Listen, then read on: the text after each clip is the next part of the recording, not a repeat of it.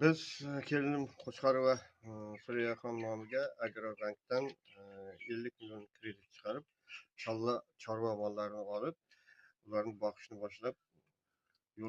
yo'lga qo'ydik. Hozirgi kunda ikkita chorva molini olgandik.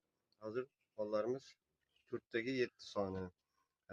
Daromadimiz bu yilga qilgan daromadimiz yaxshi, yomon emas. 50-60 million atrofida yil davomida daromad qildik.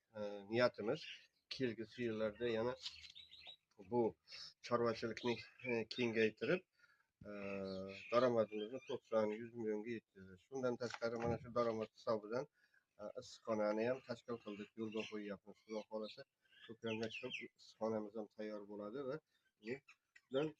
undan ham daromad olishni boshlaymiz. Agrobank xodimlariga rahmat. U ishlardan tashqari yana 4 sotik tomorqamiz bor. Tomorqaga mana ismaloq kechki ekinlarni ekkanmiz. Bundan ham Xudo xohlasa daromad qilish niyatlarimiz bor. Hozirgi kunda ko'karib yaxshi nima qilgan.